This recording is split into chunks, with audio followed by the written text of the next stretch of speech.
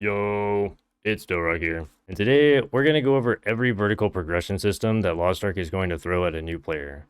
And there are an abhorrent amount of systems that exist in Lost Ark, and if you're a new player, this can definitely be pretty overwhelming. But many of these systems are far easier to interact with and do than they lead on, and even if you're a returning player, some of these systems may have changed since their original form. So this can serve as a condensed need-to-know information on each of these systems so that you can get started a bit easier or have an idea of what to work on first. Or you can come and visit my stream over at twitch.tv/DJDohrok, or leave a comment below and subscribe while you're down there, and let's get into it. And we're going to start with the basics. Honing. Your overall item level is just an average of your 5 armor pieces in your weapon's item level. Honing takes some amount of crystals, shards, leap stones, fusion materials, silver, and gold, and the required amounts of these goes up as the honing level increases. There's also different stages of these materials as well as your item level increases. All of these are obtained from doing daily activities, raids, events, islands. Most things in the game reward in materials except for fusion materials. Fusion materials are crafted through life skills, or they're purchased from the market or from Mari's shop, or some are available from the solo shop for tier 3.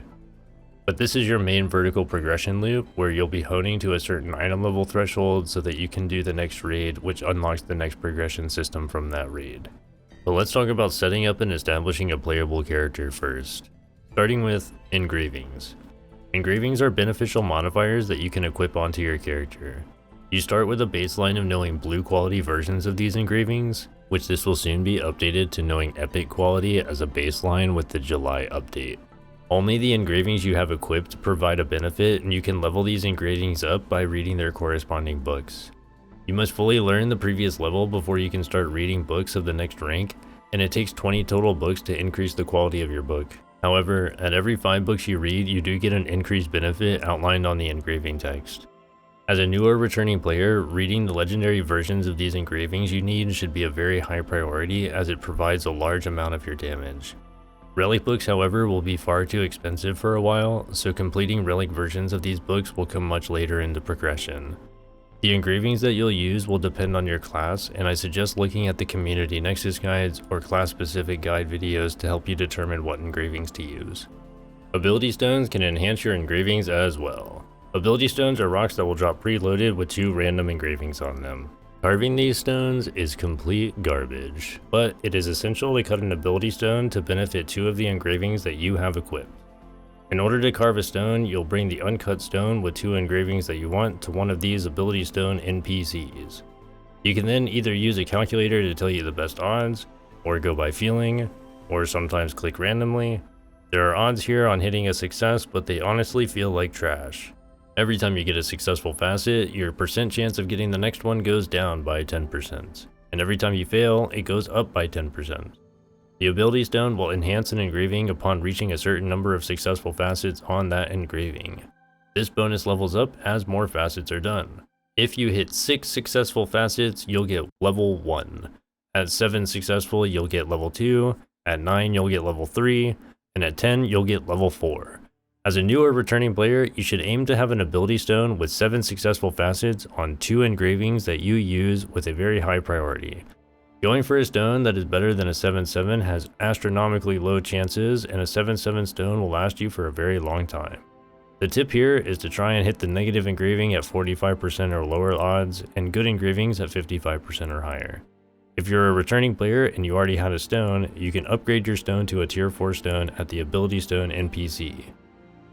Let's talk about cards briefly. Your equipped card set will provide a benefit to your character. You can increase the level of an individual card by consuming duplicates of it, card experience, and silver to level it up.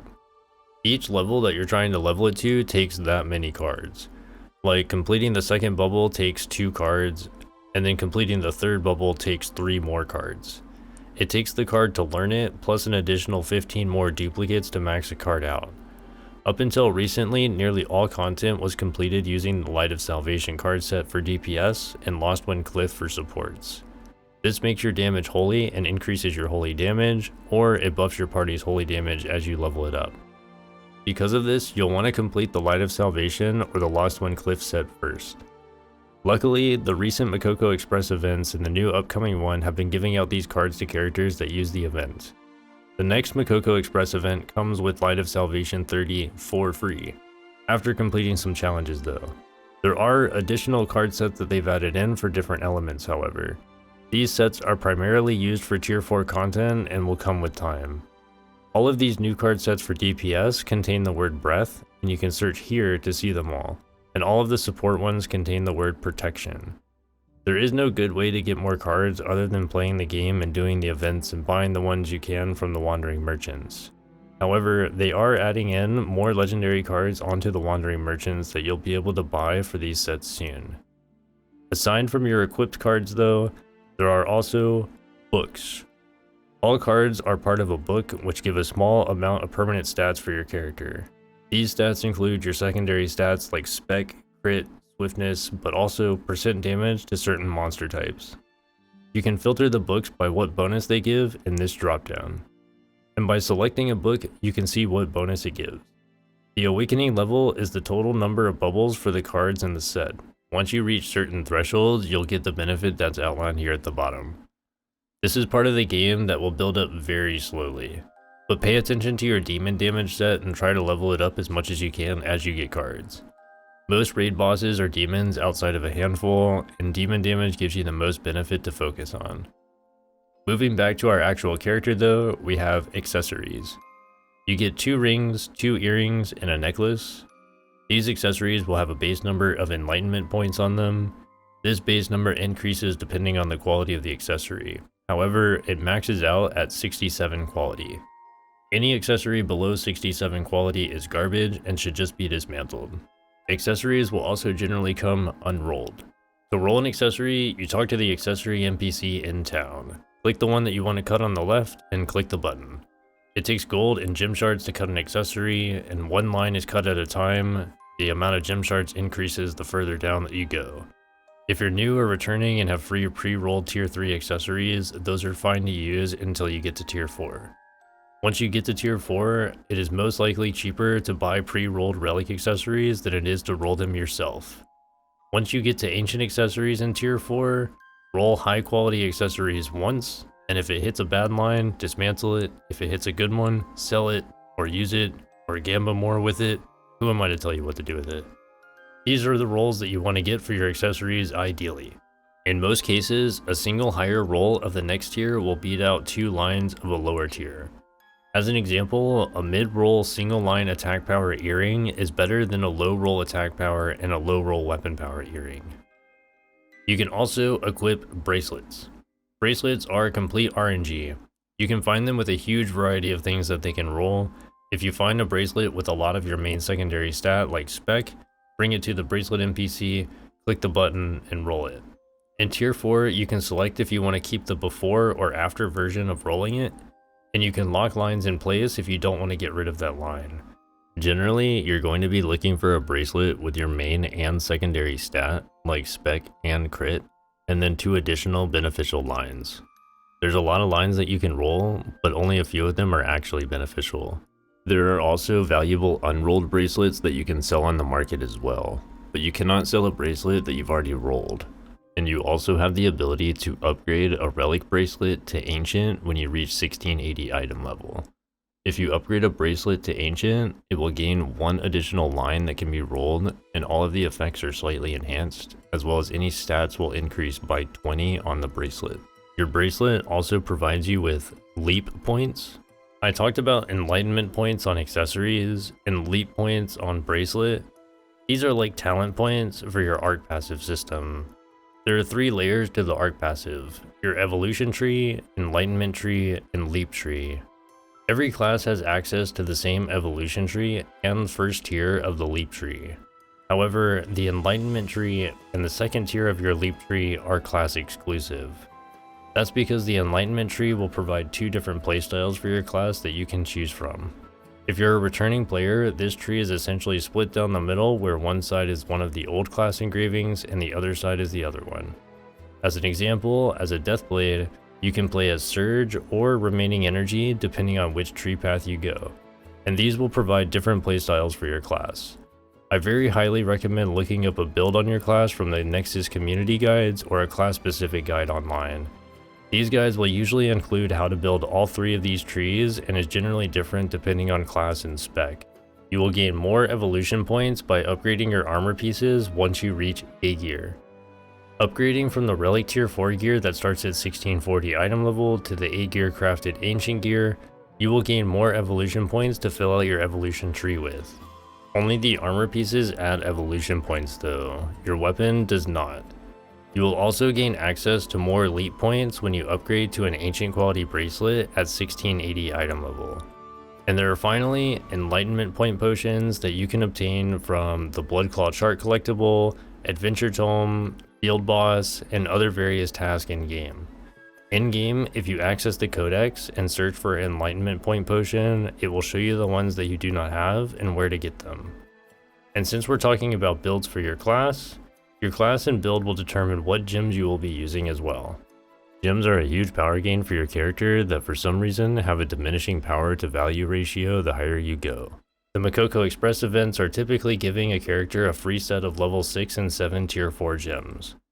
Generally, if you're still in tier 3, then the level 7 gems from the solo vendor is sufficient. Once you get to tier 4 though, aim for again level 7 tier 4 gems. I wouldn't spend too much gold on gems though. The damage gains in most cases beyond level 7 tier 4 gems becomes less noticeable compared to the other progression systems you'll be spending gold on. So build these up naturally once you've got a set of level 6 and 7 tier 4 gems. How many damage gems and cooldown gems will depend on your class and spec though, and will usually be outlined in a class specific guide. Pro tip here, the Plump Crab shipping vessel outside Remeria sells tier 4 gems for high C coins, and the one outside Curzan, Voldus, and Punica sell tier 3 gems. It's a small amount, but get them before Smilegate removes them for no reason at all. You can also get 2 tier 3 level 5 gems from the Triangle vendor a week. These are also being removed in the future, so I would take advantage while you can. Tier 3 gems can be upgraded to a tier 4 gem, but the gem level will decrease by 2, and the gem will gain a basic attack power buff effect. The damage increase of the skill on the gem will go up slightly, except when upgrading a level 10 tier 3 damage gem. A level 10 tier 3 damage gem will upgrade into a level 8 tier 4 gem, which brings the damage increase from 40% down to 36%, but you gain the 0.8% basic attack power increase. And so I have to bring up runes. Both runes and skill point potions will come from horizontal content, but they affect your vertical progression. If you complete the horizontal express, majority of these things will be given to you. However, a notable instance where it isn't is the purple wealth rune from sea bounties. If your class or spec uses 2 purple wealth runes, then you'll have to get the one from sea bounties. And sea bounties are annoying to complete, and you'll need 34 total sea bounties to get the second purple wealth rune. Some of these will be from stronghold vendors, so use your stronghold badges on those before anything else in your stronghold. Skill point potions are similar in that they'll come from horizontal content, but they come from a wide variety of activities. I suggest using the in-game codex and searching for skill point potion to see which ones you may need. And you'll also find that each skill has a passive effect node that can be chosen when the skill reaches a certain level. These effects are called tripods. Which tripod to choose on which skill will typically be shown on a class specific guide, however they may be numbered instead of specifically stating the name of the tripod. So this Blitz Rush tripod setup may be shown as 211 as example. Most tripods can be leveled up as well. For now. Tripods that only add utility or have no number modifier attached to them usually can't be leveled up though. The difference between having a full set of level 4 tripods and a full set of level 5 tripods can be substantial, depending on what class you are, of course. There is a solution for this though. If you go to the tripod NPC in town, they have an exchange where you can buy 50 Hope Amulets. Hope Amulets will let you immediately upgrade a tripod to level 5. This is because tripod levels are being removed with the July update, and tripods will just be at max values by default. Going back to our armor pieces though, there is a quality level that you'll most likely only touch with the free quality taps that come with events. It increases the bonus effect section of a piece of gear, so Vigor for armor and additional damage for weapon. Vigor just gives you more HP, and additional damage just gives you additional damage. Specifically, there is a stat called additional damage. This shouldn't be confused with outgoing damage. If your qualities show a blue bar, they're good enough. Just tap them with free taps that you get from events. You can also buy some additional free quality taps from the solo mode vendor as a one-time purchase on each character. There are also 2 tier 3 systems that are applied to armor pieces that stay with us through tier 4 that we're going to talk about. At 1600 item level, you gain access to Ivory Tower. By completing Ivory Tower, you will get an Elixir of Wisdom and some items used to craft Elixir of Wisdoms. Elixirs become a necessary progression system because they are just a permanent benefit to your character, but they also provide a pretty big damage increase. Elixirs need to be rolled at the Elixir NPC and are very similar to ability stones. Elixirs will come pre-rolled with 4 selected effects, and the 5th one you will get to choose. Out of all of the effects, there are some effects that can only be applied to certain armor pieces. For instance, crit damage is a pant elixir and will only work if you apply it to pants. There are also set effects.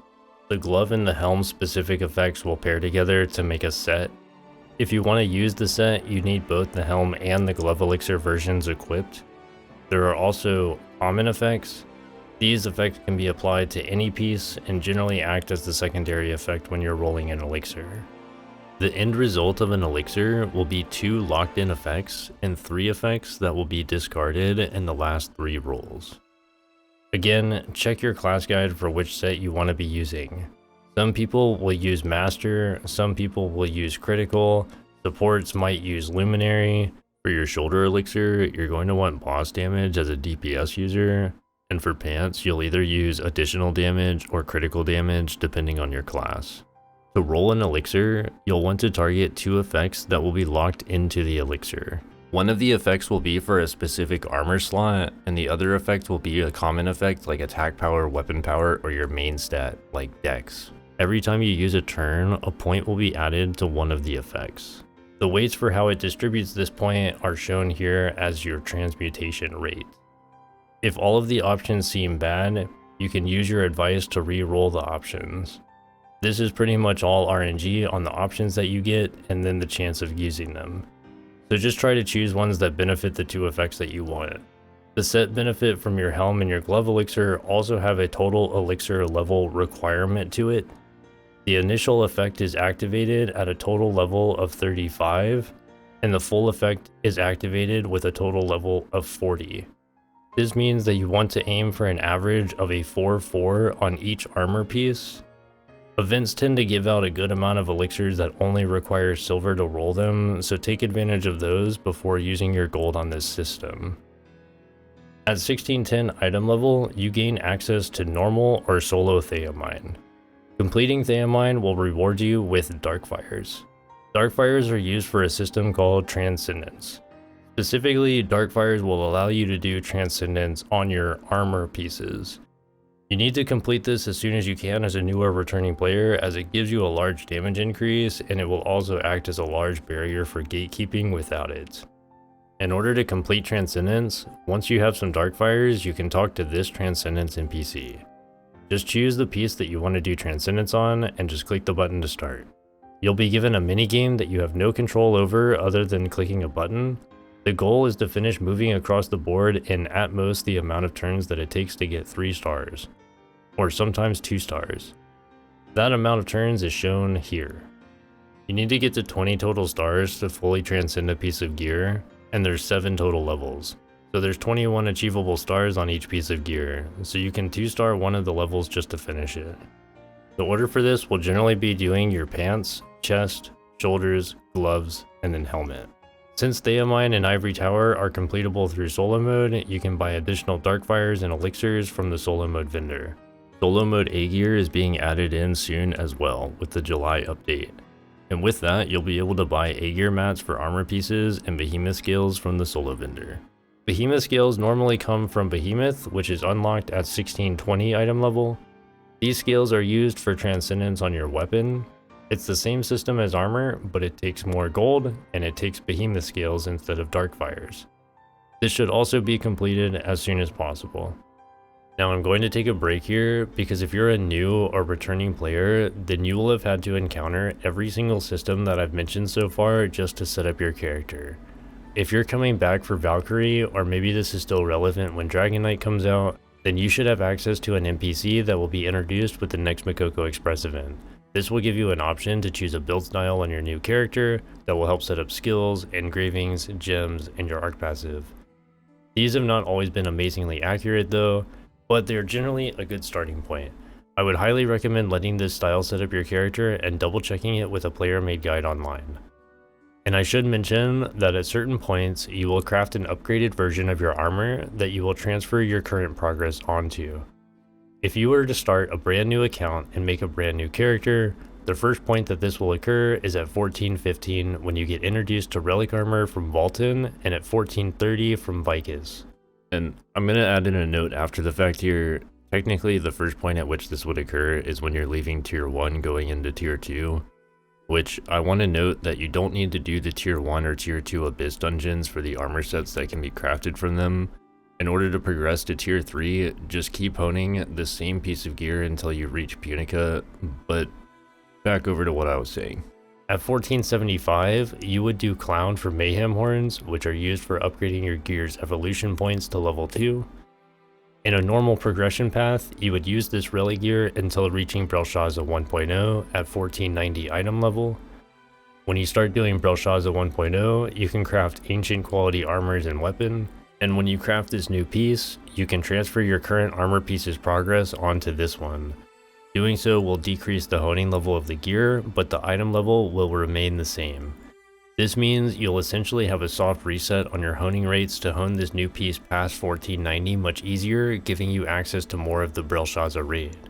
Completing the ancient set and honing to 1540 will give you access to Triangle, which gives you mats to upgrade the evolution level to 3 on a piece of gear.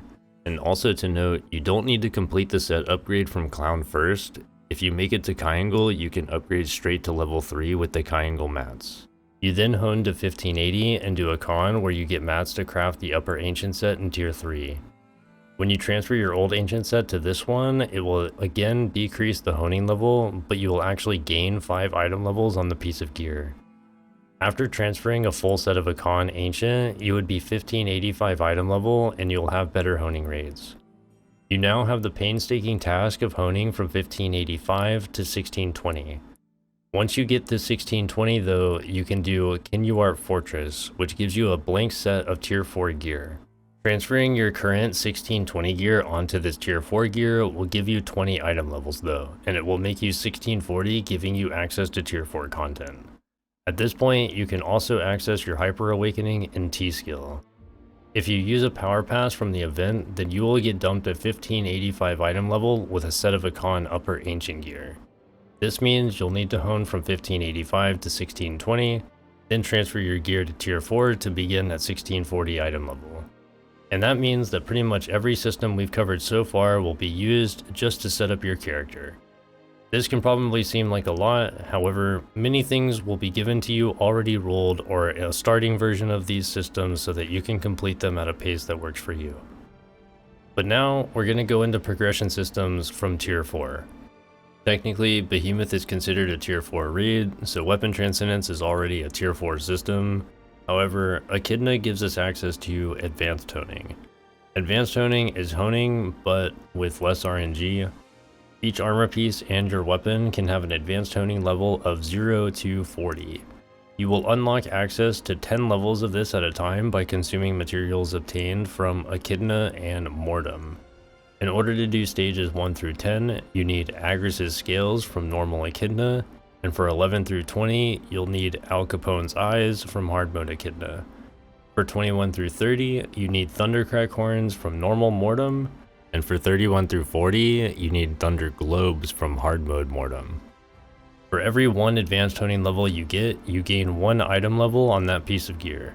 So every 5 advanced honing levels is equal in item level to 1 normal hone. There are points in normal honing where advanced honing will become cheaper to do than the average chance of normal honing a piece of gear. Generally, at 1660, it's cheaper to advanced hone 1 through 10 to get to 1670 than it is to normal hone. And if you're 1670 with 1 through 10 already complete, it may be cheaper to normal hone to 1680 before completing advanced honing 11 through 20. Personally, I would recommend using the Maxroll honing calculator to determine pricing on honing to see when it's better for you to start advanced honing. This will largely depend on the amount of time you want to spend crafting abitos versus how fast you want to push or how many abitos you already have. You obviously will need access to Mortem to do advanced honing 21 through 40 though. And before you can do Mortem, you'll need to do Belshazzar 2.0. Completing Belshazzar will reward you with Shadow of Karmas. These bottles are used for the Karma system, which is used for upgrading your Ark Passive. Each tree in your Ark Passive has a separate Karma level, and in order to level up that tree's Karma, you need to go to that tree in the Ark Passive and click on this button. To unlock the first rank, it takes 20 Shadow of Karmas, and ranks 2 through 6 take 30 each to unlock. Ranking up your enlightenment tree will give you 1 additional enlightenment point to spend in that tree, and ranking up your leap tree will give you 2 leap points to spend in your leap tree. And ranking up your evolution tree will give you 1% damage and 1% brand power, and it gives you no additional points for evolution. In order to rank up your trees, you will need to progress 5 levels in each rank. In order to do this, you click this button over and over until it's complete or you run out of gold or destiny stones.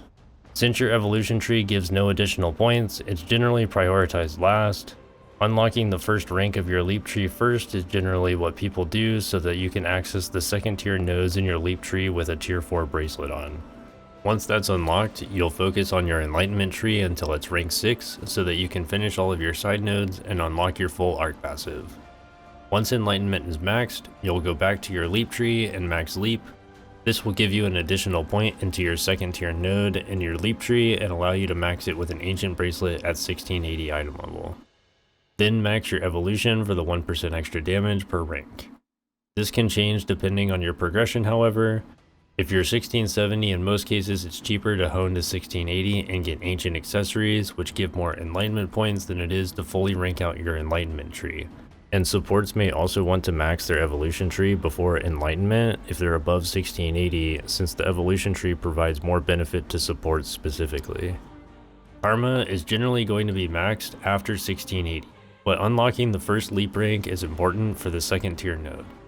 I have a few honorable mentions for small power gains that don't fall into previous categories. First being the permanent stat increase potions. There are potions from various Una reputations or quests that give you secondary stats or your main stat. Check the codex for specialization potion or crit potion to ensure that you have them all. Chest, pants, head, and weapon skins all give a small amount of your main stat when equipped. It does not matter what the skin is or if it's hidden, the skins give the same amount of stats, just ensure something is equipped. The exception to this is legendary skins. Legendary skins give 1% more main stat. If you equip a legendary skin and an epic skin to wear visually, the legendary stats will apply instead of the epic ones. They don't stack. Your roster level also provides a very minuscule amount of main stat and stamina. The best way to level your roster is just to play the game. Doing the story quest and doing cubes and doing raids will net you the most amount of roster experience and in that order. Other big chunks will be your collectibles, like the adventure tome levels are good for roster experience. People will say tower. I'm going to say do it if you want. Tower doesn't really matter that much. Completing the story on a character will be worth more than a few tower runs. Which, if you're on a new account and power pass a character, I really recommend at a minimum running the Curzan stories or avoiding knowledge transfers in general. South and North Curzan especially give a decent amount of mats and roster experience to help with tier 3 honing and roster levels. I know it gets boring after a while, but having a 200 plus roster level does help with gatekeeping unfortunately. Last will be your pet abilities. Your pet ability training camp can train pets that you have with beneficial passive abilities. There's one that increases additional damage, there's a % main stat increase, there's a % damage increase to monster types, and as well as a % HP one. You can only get the legendary level of an ability on a legendary pet, but keep your pets in training looking for these small increases. I have presets for various monster types so that I can get the 0.5% more damage on certain fights. In order to train the combat stat abilities, you need to place your pets in training with an NPC that shows Pet Ranch under it. Thar is always going to train for the Pet Ranch, so if you see Thar as the third option that takes gold, this has the highest chance at getting the combat stat abilities. You also need to place the pets that you want active in your security division in the pet farm at your stronghold. Also, make sure your pet is set to increase the correct stat for your character. You can do it at a pet NPC. Now, a very common question I get asked in my stream over at twitch.tv/DJ Dohrok is, what should I work on next? And this is a super common question, and pretty much everyone will have moments where you're looking at your character and thinking, just what can I do to be stronger? This is obviously going to change per person depending on where you're at. But if I was making a brand new character and assuming I'm using the Mokoko Express event, I would prioritize getting to 1620, completing Transcendance, and getting 40 set Elixir, as well as completing any engravings that are not fully read through Legendary at the highest priority. Using a Mokoko Express event may give you a 40 set Elixir as well, but this usually doesn't include a good shoulder or pant Elixir, so just try to cut the shoulders and pants for boss damage and crit damage or additional damage. Once I got to 1640, I would make sure I had a 7/7 ability stone. If I didn't have an event for this character, I would prioritize a 7/7 ability stone just as high as the previous mentions. If it's an event character, you will most likely get a set of level 6 event gems from getting 1640. Otherwise, a set of level 6 tier 4 gems will be a high priority at a minimum.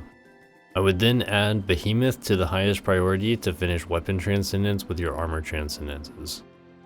Once you've completed all of your Transcendance, Elixirs, and have a usable ability stone, as well as legendary engravings, a full set of tier 4 gems, I would start to aim to hone to 1660. At 1660, you can do A gear, and it takes a while to get your full A gear set. So if you're comfortable being gatekept for a bit while you finish Transcendence and want to hone to 1660 to do A gear in the meantime, or you know people that can help you run A gear, it's not a bad idea to do so. The Mokoko Express event may give A gear mats as well to help you complete these pieces. And with the addition of solo mode A gear, you'll be able to complete A gear on your own time if you wish, since you'll be able to get the same amount of mats to craft your armor pieces as you would in normal mode. Once your A gear armor pieces are at least 3 out of 5 complete, I would try to make sure you have at least level 7 damage gems on your biggest damage abilities. These may come from the event as well. Then I would advance tone 1 through 10 to get to 1670 and start doing Bracelets. Your first Braille clear will allow you to unlock the first rank of your leap tree for the second tier node. But I would then normal hone to 1680 in order to unlock ancient accessories and ancient bracelet. I would try to get a bare minimum single mid-roll accessories or mid-low roll accessories. If you have all obtainable enlightenment point potions, I would then level my enlightenment tree to rank 3 and work on getting level 8 damage gems for big damage skills, and having a full set of level 7 tier 4 gems otherwise. This would give you a well-established character to avoid gatekeeping as much as possible with a path to 1700. From 1680, you could complete 11 through 20 advanced honing to reach 1690, or you could normal hone, or you could do both and get to 1700. They would be about the same in value, so priority isn't an issue between them. After 1700, it can depend on a lot of things to figure priority out. But by this point, you've probably found a good bit of information out in the game and have some resources like twitch.tv/DJ Dohrok. There are so many systems in this game that can affect your power gain that it really can just be overwhelming for a new player. And there will be points in progression where there will be different hurdles to time gate you. You may not have enough shards to hone, you don't have any gold, there's not enough mats of a certain system to finish it in 1 week, things that are intentionally designed to time gate you. And during these periods, you'll start to see where you can potentially work on other systems or just have a savings period for the next honing push. But if you're still unsure of where to progress, feel free to drop by and ask me on stream or leave a comment below and subscribe while you're down there. And if you've made it this far, I truly appreciate it. This video has taken me a very long time to finish. If you don't mind clicking the subscribe button or going over to my Twitch stream and following me at twitch.tv/DJ Dohrok, that would be great. But until the next one, dudes. Peace.